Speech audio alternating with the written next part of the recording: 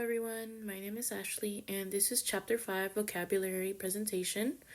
We'll be moving on with Connor. Hi everyone, this is Connor, and I am going to be presenting the nouns. We don't have very many nouns in Chapter 5, so this shouldn't take too long. So first off are the feminine nouns. We have amikitia and amikitiae, which is of course a feminine noun meaning friendship, and then we have inimikitia and inimikitiae, meaning enmity or hostility. It's important to note that these are abstract nouns. They're formed by adding the suffix tia to the stems of amicus, which means friendly, and inimicus, which means unfriendly or hostile, thus changing these adjectives into abstract nouns. Inimicitia generally appears in the plural, indicating not the abstract idea of enmity, but rather a more concrete instance, such as unfriendly relations or hostilities. Then we have the neuter nouns, including fatum, fati, meaning destiny or fate, and proelium, proeli, meaning battle. And the only notes for these are that fatum, fati is derived from a verb which means utter, and this became associated with prophetic utterance or oracle, and eventually came to mean destiny or fate. So when you're referring to an individual, its plural typically means ill fate and thus death, and then when capitalized, it's nominative plural. Hello everyone, my name is Jermaine, and today I'll be explaining the Latin reflexive pronouns. To start, what is a reflexive pronoun? In Latin, a reflexive pronoun refers back to the subject of the sentence or clause. Unlike in English, a reflexive pronoun in Latin lacks a nominative case, which means there's no form for the subject because they always refer back to it. So now we will begin with the singular reflexive pronouns.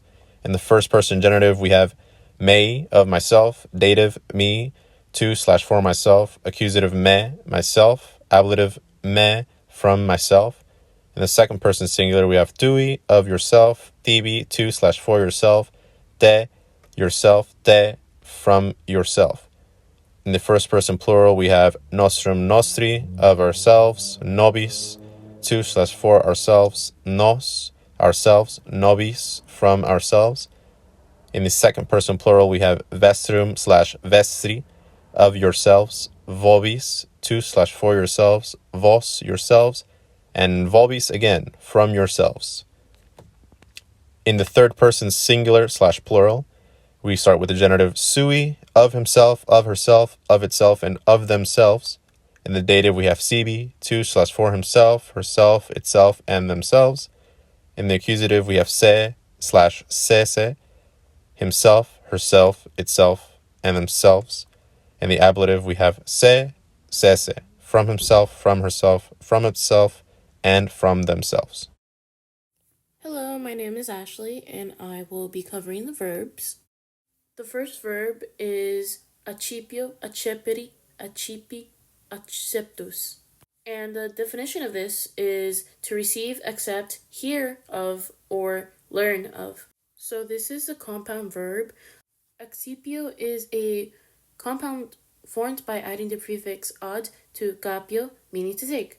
The prefix causes vowel weakening from a to e and indicates a sense of talking to oneself, which henceforward translates to receiving or accepting. Moving on to the next verb, which is cedo, cedere, cessi, cessum. The definition of these verbs is to go, move, yield, or withdraw. And this isn't a compound verb, but it serves as a base for other several compound forms, which is the next few verbs. Moving on to the next verb, which is acedo, accedere, accessi, accessum.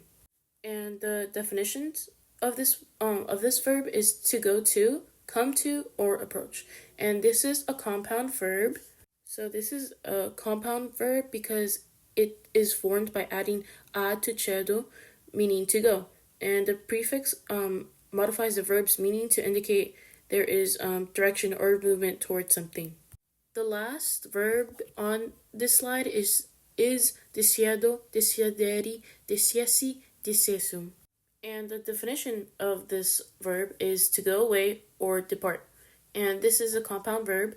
It is created by adding the prefix des to cedo, giving a sense of separation or moving away from something. Moving on to the next slide, our first verb is interficio, interficere, interfici, interfectus. The definition of this verb is to kill, and this is a compound verb. It's formed by adding inter to faccio, to make or do. And this compound formation means to make end of, which translates to kill. So the next verb is perficio, perficere, perfici, perfectus. The definition of this verb is to complete or accomplish, and it is a compound verb. The prefix per is added to faccio. The prefix intensifies the meaning, giving the sense of completing it fully. Next, we have abio, abir, abi, abitum. The definition of this verb is to go away, and this is the compound verb. The verb is formed by adding the prefix ab to el, which is to go, and the prefix indicates that movement away from a place. The last verb on this slide is redio, redire, redi, reditum. The definition of this verb is to go back or return, and it is a compound verb. It's formed by a prefix re added to el, meaning to go, and the prefix re implies a return or backward movement. Moving on to the next slide, our first verb is vero, verre, tuli, latos. And the definition of this verb is to bring, bear, carry, or endure. And this isn't a compound verb, but ferro itself isn't a compound verb. It serves as a root for other compound verbs. Our next verb is memini, meminise, which is defined as to remember. And this isn't a compound verb. It's actually a defective verb that only appears in the perfect system. And it's translated as present because of its unique aspect in the language of Latin. So our last verb is odi, odiise, which is the definition is to hate, and this isn't a compound verb. This is also another defective verb, which only uses perfect forms that are translated as present due to Latin. Hi again, this is Connor back with the adjectives. This is pretty heavy on the notes this chapter, so just bear with me here. First up, we have durus, dura, durum, which means hard or harsh. Next, we have ipse, ipsa, ipsum, which means self, selves. We'll come back to that in a second. And very. This is an intensive adjective, which emphasizes or intensifies the noun that it modifies. So let's look at some examples of this. We have ipse pro se pugnabat, which means he himself was fighting for himself. Ipse intensifies the implied subject of the verbal action, he. So it becomes himself, he himself. Next we have pro se ipso pugnabat, which means he was fighting for his very self. Ipso intensifies the implied reflexive pronoun himself, so that becomes his very self. Ipse, as we just saw, can identify a particular person or thing and may be translated then as very. And another example of this is in ipsis agris regine eram, which means I was in the very fields of the queen. So this intensifies the word fields and becomes the very fields of the queen. So it's more specific that way. There are no vocative forms of this adjective in Latin, and when ipse, ipsa, ipsum is used as a substantive, it may be called an intensive pronoun since it serves to identify a form of self, such as himself, herself, etc. On to the next one, we have meus, mea, meum, which means my own. This is what's called a reflexive possessive adjective. So some examples, we have one right here. Meos libro habeo, I have my own books. The own is sort of implied by the word there. So don't confuse this with the reflexive pronoun mei, which means myself.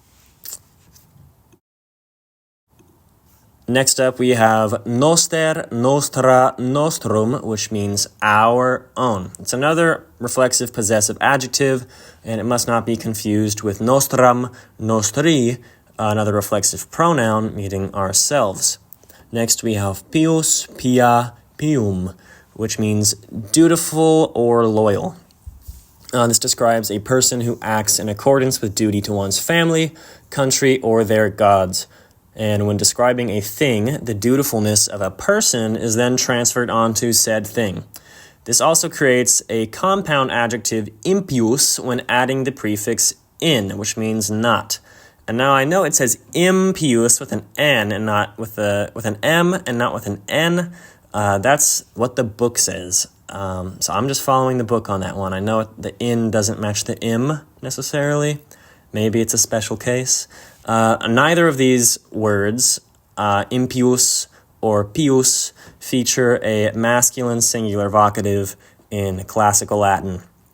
And then, of course, that takes us to impius, impia, impium, which we just kind of talked about, which means disloyal or wicked. So you add the prefix in onto that, and it becomes a new word. Then we have sus, sua, suum, which means his own, her own, its own, or their own.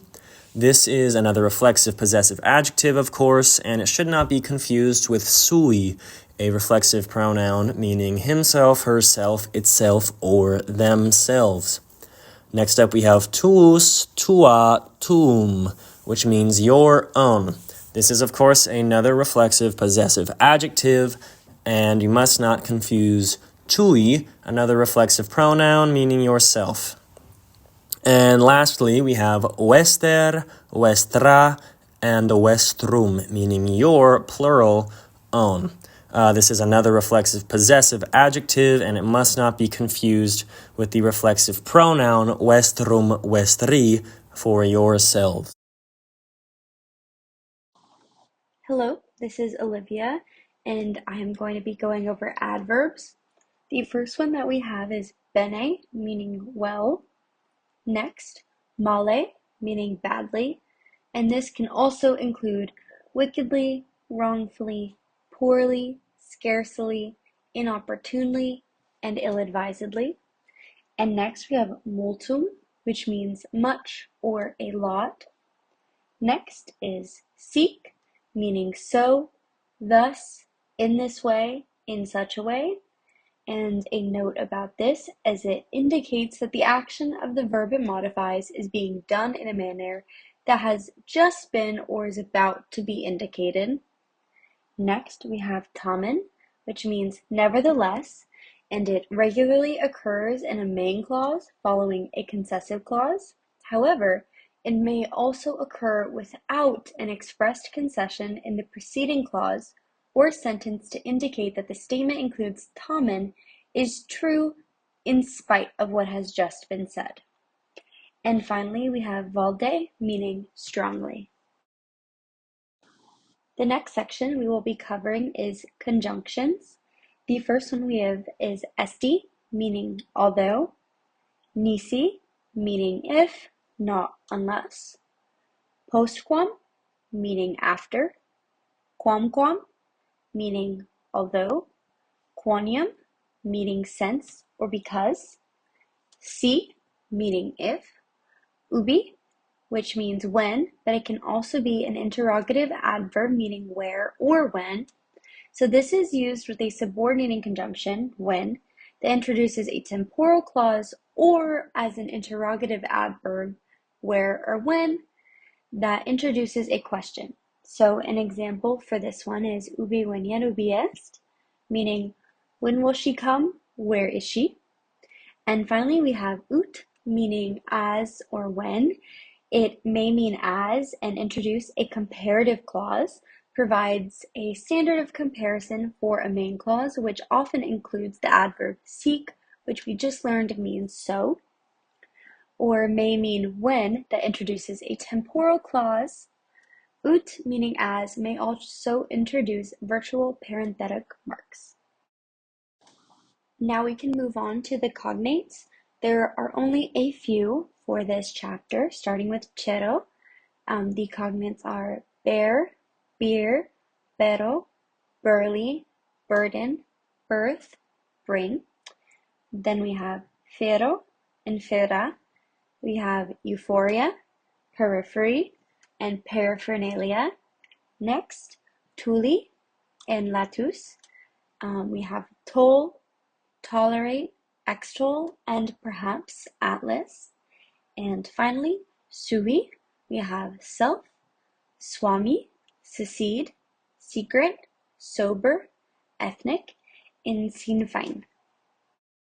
Hello, it's Ashley again, and I'll be covering the derivatives. For cedo, its ancestor, seed, necessary. For ferro and ferre, its circumference, differ, suffer, fertile, aquifer, and vociferous. Moving on to tuli, latos, and su, it is relate, collate, superlative, legislator, and suicide. Okay, so now we will go through some mnemonic devices to help you remember some key Latin words. We start with amicitia, which means friendship. You can think of the word amicable, which means friendly. We have fatum, which means destiny or fate. This sounds like fate itself, which makes it pretty easy to remember. We have acipio, which means to receive, accept, hear of, learn of. This sounds pretty similar to accept. You can think of accept to try to remember acipio. We have fero, which means to bring, bear, carry, or endure. You can think of a ferry, which also carries people and things. We have memini, which is to remember. This sounds like memory, which also deals with remembering. We have odi, or hate. You can think of the English word odious, which means unpleasant or repulsive. It's pretty similar to hate. We have durus, which means hard or harsh. You can think of the word durable in English, which also means tough or resilient. It relates to the idea of hard. We have bene, which means well. You can think of benefit, which is actually a direct derivative of the word bene in Latin. We also have multum, which means much or a lot. This sounds like multiple, which also implies a large amount. We have postquam, which means after. The prefix post in English means after, which also makes this word easy to remember. And lastly, we have ubi, which means where or when. You can think of ubiquitous, which means found everywhere, which also relates to place or presence or where.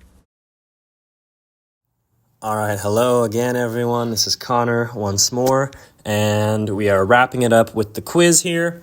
I believe in all of you. You're going to do great. There are some tough ones in here, but there's also some pretty easy ones.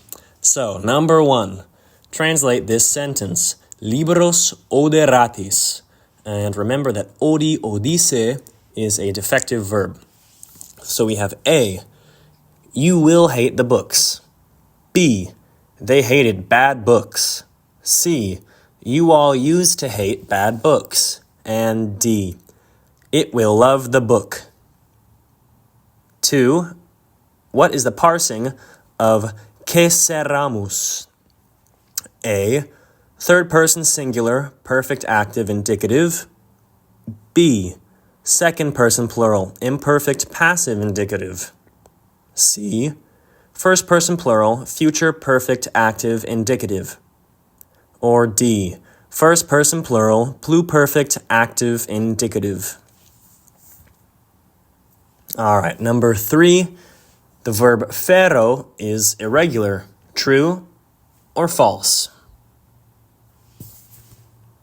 Number 4, what type of adjective is ipse, ipsa, ipsum?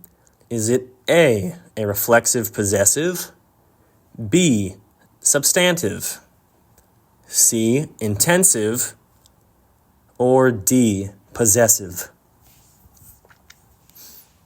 On to number 5. Please translate this sentence. Sua proelia pugnant.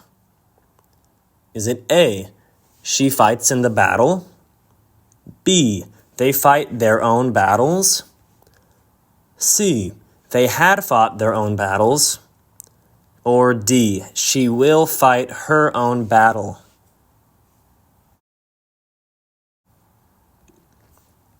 Okay, on to number 6. Burden is a cognate of what word? A. Fatum fati. B. Ferro ferre. C. Cedo. Or D. Vestrum vestri.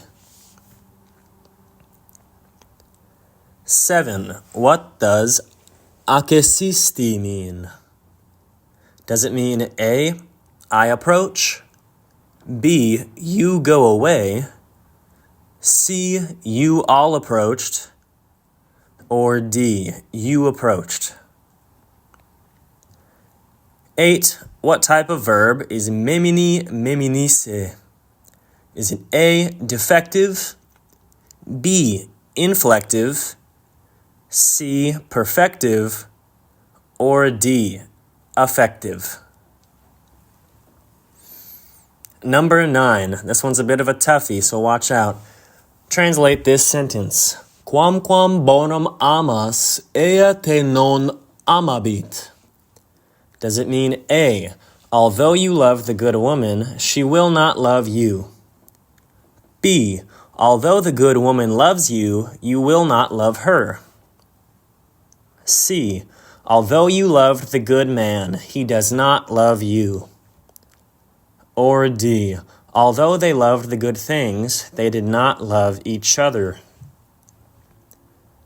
And lastly, number 10, what does the adverb dure mean? A. Harsh. B. Harshly. C. Badly. Or D. Wickedly.